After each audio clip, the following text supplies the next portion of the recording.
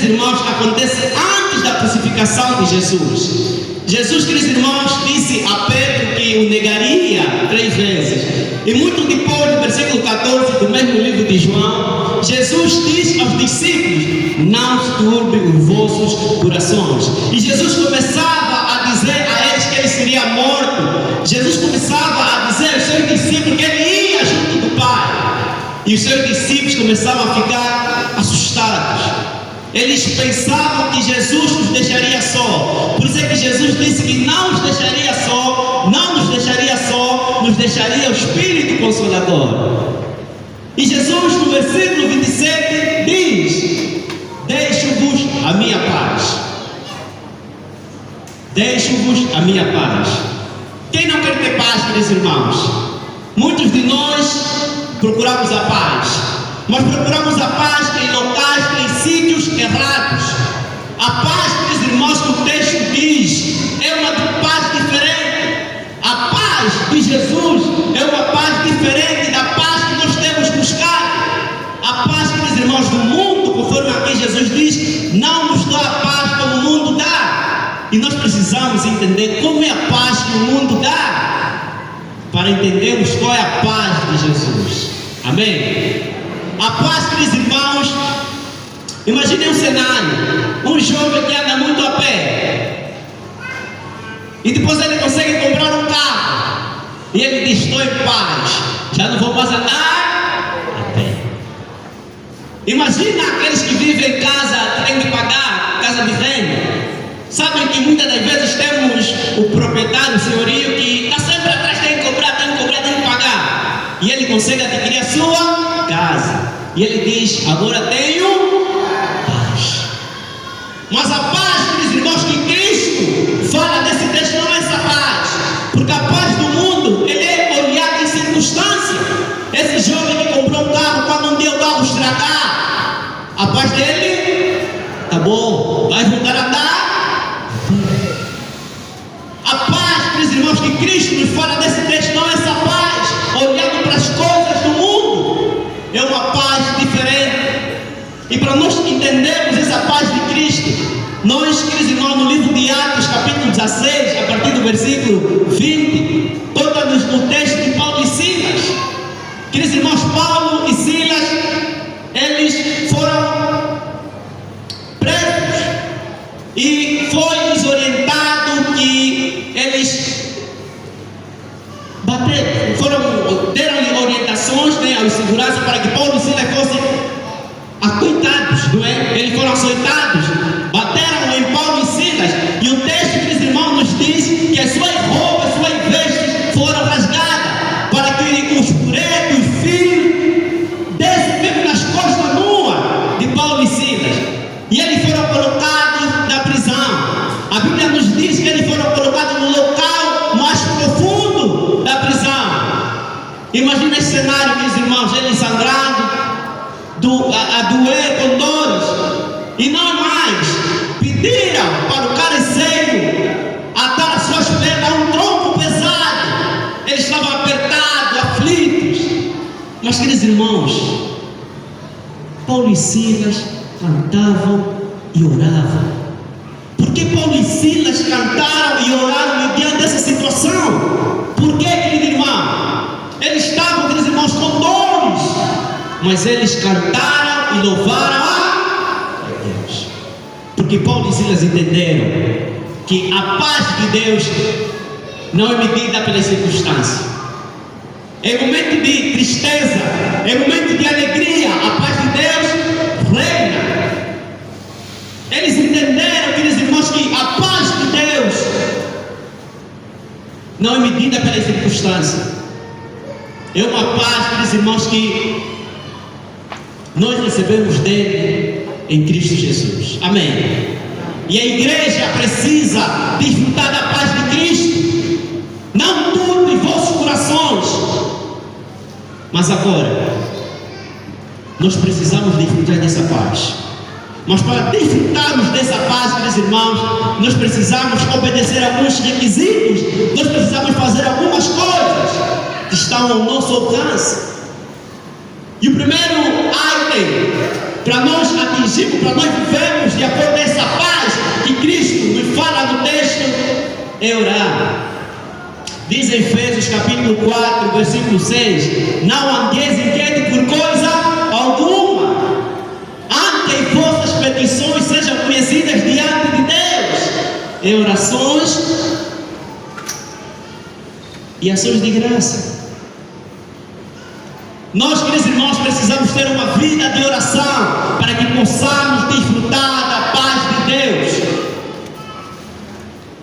E aqui falar de oração, queridos irmãos, parece música, mas na prática é bem diferente. Muitos de nós estamos aqui, último dia que oramos foi domingo passado.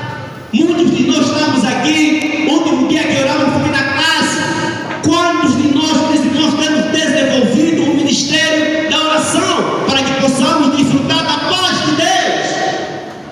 Nós muitas das vezes queremos viver de forma tranquila, nós queremos viver de acordo aquilo que são as melhores coisas, mas nós não temos uma vida de oração. Diz o texto: as nossas petições sejam conhecidas diante de Deus em orações. E se há algo que a igreja precisa exercitar, é a oração. Quanto tempo, queridos irmãos, durante a semana, se fosse para contar, nós passamos diante do trono de Deus em oração? Quanto tempo o irmão, durante a semana, ficou orando, entregando as tuas situações da vida? Nós muitas das vezes queremos que coisa aconteça em nossa vida, mas nós não oramos. Nós precisamos orar, meus irmãos. Jesus Cristo, antes da eleição dos 12 discípulos, o que é que fez? Passou a madrugada a fazer o que, irmãos? Orar, igreja. Se Cristo, antes de tomar uma decisão, passou a madrugada toda a orar, quantos mais nós? Por isso é que nós andamos inquietos, nós andamos aflitos, porque não oramos, porque não entregamos as situações da nossa vida no trono de Deus. Quantas vezes, queridos irmãos, não sei se já aconteceu com os irmãos, diante das situações da vida, nós às vezes achamos que estamos por aqui, mas quando nós vamos orar, parece que saímos aliviados, parece que todos os problemas foram resolvidos. Os irmãos nunca passaram por isso? Há situações, queridos irmãos, que às vezes eu já não sei mais o que fazer, já não sei. Quando o irmão vai orar, quando o irmão sai, o irmão sente uma paz, o irmão sente uma tranquilidade. E este é o significado de paz, tranquilidade, mas tranquilidade no Senhor.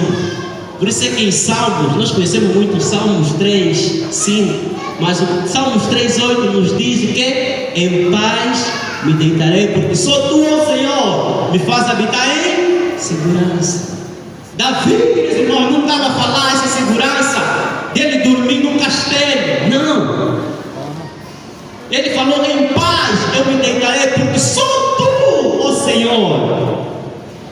E essa paz que a igreja precisa desfrutar, essa paz que o irmão precisa buscar, a paz de Cristo, não a paz como o mundo dá, mas uma paz completa, uma paz, queridos irmãos, que penetra em nossos corações, que independentemente da situação que nós estamos a viver, nós continuamos a confiar no poder de Deus.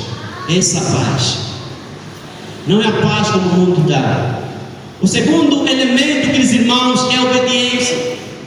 Nós precisamos obedecer a palavra de Deus. E quando nós falamos obedecer a palavra de Deus, queridos irmãos, nós estamos a falar de viver de acordo com a sua vontade. E muitos de nós queremos a paz de Cristo, mas não vivemos de acordo com a sua vontade. Muitos de nós não temos tempo para o buscar. Muitos de nós não temos tempo para fazer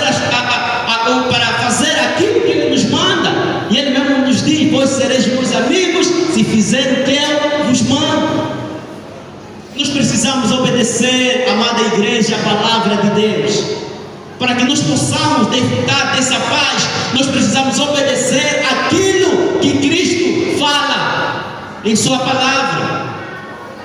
Como vamos viver em paz se nós vivemos no pecado? Como vamos desfrutar da paz de Deus se nós estamos a programar o pecado? Estou na igreja, mas já estou a programar o pecado que vou fazer amanhã. precisamos, amada igreja, entregar a nossa vida a Deus. Nós precisamos desfrutar da paz de Deus, mas antes nós precisamos obedecer a sua palavra. A igreja precisa obedecer a palavra de Deus. Não sejamos apenas ouvintes, mas cumpridores da sua palavra. Queridos irmãos, a paz de Deus, quando falamos de paz de Deus, a paz que Cristo nos deixou nesse texto, ela não significa que o irmão não vai ter problema, não significa que o pastor, não significa que a magia, não significa que o coro, não significa que os irmãos não vão ter problema. Teremos problema, mas a paz de Deus, nesta paz nós teremos tranquilidade. Por isso é que em João capítulo 16, versículo 33, nós só conhecemos muito a segunda parte do texto: no mundo tereis aflições. Mas qual é a primeira parte do texto? Tenho-vos dito isso para que em mim tenhais paz. Tenho-vos dito isso para que em quem? Em Cristo Jesus nós temos paz. A paz, queridos irmãos, verdadeira nós encontramos em Cristo Jesus. Por isso é que nós precisamos obedecê-lo. Por isso é que nós precisamos ser amigos de Cristo, fazendo aquilo que Ele nos manda. E a Bíblia nos diz em Mateus capítulo 5, versículo 23: assim resplandecerá a vossa luz diante dos homens, para que vejam as vossas boas obras e glorifiquem o vosso Pai que está no céu. A paz verdadeira, queridos irmãos, nós encontramos em Cristo Jesus. Mediante as situações que nós passamos, mediante as adversidades que nós passamos, continuemos a confiar em Deus. Assim como Paulo e Silas, eles, mediante aquela dor, mediante aquela situação, eles não olharam a situação. Talvez temos aqui alguém que está muito tempo doente. Talvez temos alguém que está na luta do câncer. Talvez tenha uma mamãe, um papai que tem um filho nas drogas, no álcool, outros vícios. Talvez nós estamos de hospitais para alcançar uma cura. Talvez é o nosso filho que está doente já há bastante tempo. O que vou fazer? O que vou fazer? Continue confiando no poder de Deus. É nesses momentos que nós exercitamos a paz. Não aquietai os vossos corações. Mediante as situações que estamos a viver, continuemos a confiar no poder de Deus. Por isso é que em Filipenses, quando Paulo diz: posso todas as coisas naquele que me fortalece, queridos irmãos, ele no versículo 11, ele fala que em momentos de adversidade, seja em momentos de alegria ou momentos de tristeza, seja com fome ou repleto, seja, queridos irmãos, independentemente da situação, nós podemos tudo naquele que nos fortalece. E só diz isso quem já entendeu a paz, quem entendeu que em Cristo nós temos a verdadeira paz. E a igreja é chamada a andar segundo a paz que Deus, que Jesus nos deu. Que Deus nos abençoe. Amém? Amém. Nosso Deus, nosso Pai, queremos, Senhor Jeová, pedir que o Senhor nos ajude a viver segundo a paz. Não a paz, Senhor Jeová, como o mundo dá, mas a paz, Pai amado, que traz tranquilidade no nosso coração, e nós sabemos que vem de Ti. No nome de Jesus, Senhor, seja conosco e permita, Deus, que nós possamos andar segundo a Tua vontade e o Teu querer. No nome de Jesus. Amém. Amém.